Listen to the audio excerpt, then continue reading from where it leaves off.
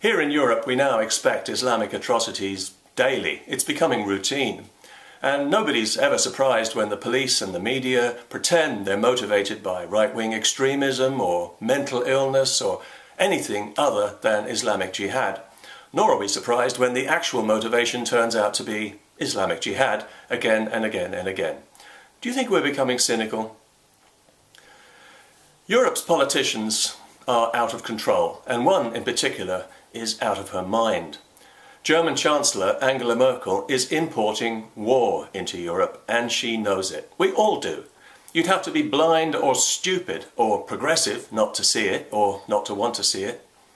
Recently, she again refused to reverse her disastrous open-door policy to the Muslim Third World, despite a recent spate of almost daily terror attacks in Germany. And this is worrying news for the rest of Europe, because we're all threatened by this woman's madness. The unelected president of the European Commission has made it clear that open borders are here to stay, no matter how many people are murdered by Islamic terrorists crossing them at will. And we know in advance that the victims of the next atrocity will be innocent members of the public, as usual, not the politicians who've enabled the invasion, nor the journalists who've sanitized its consequences. It won't be their families that get ripped apart and have their lives destroyed. Most of the people flooding into Europe are not refugees, and everyone knows it. They're illegal migrants, invited by Merkel, mostly fighting-age men who've left the women and children behind to fight the war they're supposed to be fleeing. We don't know where they're all going to live, but we do know it won't be anywhere near the people who are letting them in. If past form is any guide, most will end up in ever-expanding Muslim ghettos where women aren't safe and the police dare not go. Europe is riddled with these places now. In France, the army is already making contingency plans to retake these areas when the inhabitants start defending them with the Kalashnikovs and anti-tank missiles that have been smuggled in from the Balkans and the Middle East. Whenever they find a military-grade weapons cache in a Muslim area, nobody is shocked or surprised anymore. We expect it now, and we expect nobody to be deported for it.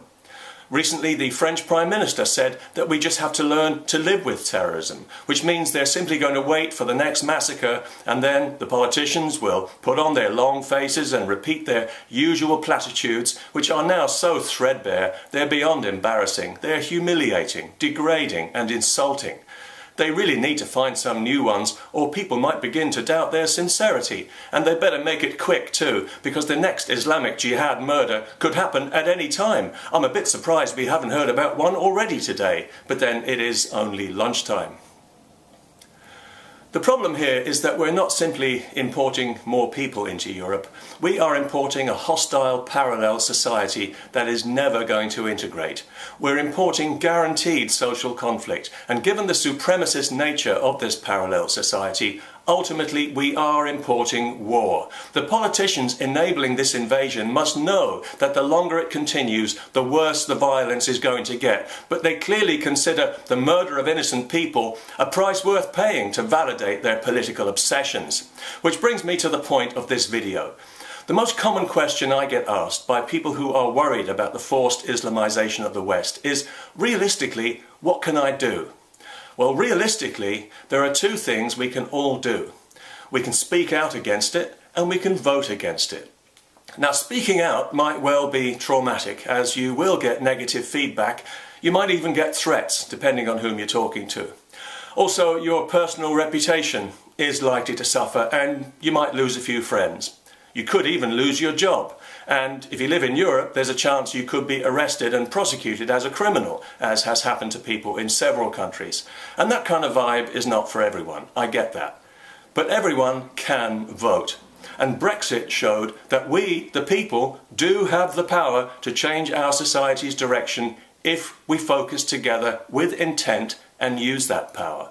The politicians running Europe have no intention of changing direction, and they need to be replaced urgently by people who will. That's not going to happen by itself.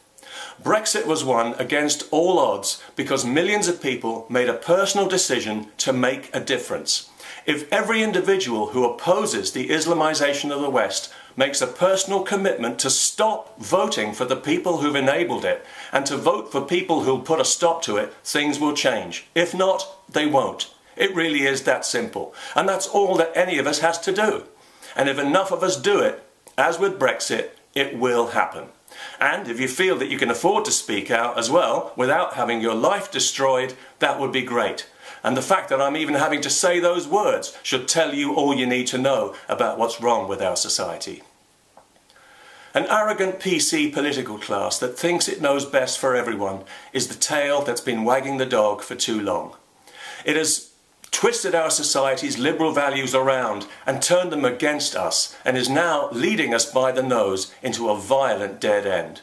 It's time for the sane, common sense majority to take back control before it's too late. And if this generation doesn't do it, it will be too late, and our children and grandchildren will be condemned to a society significantly more dangerous, less civilized and less free than the one we were lucky enough to be born into. That is some legacy.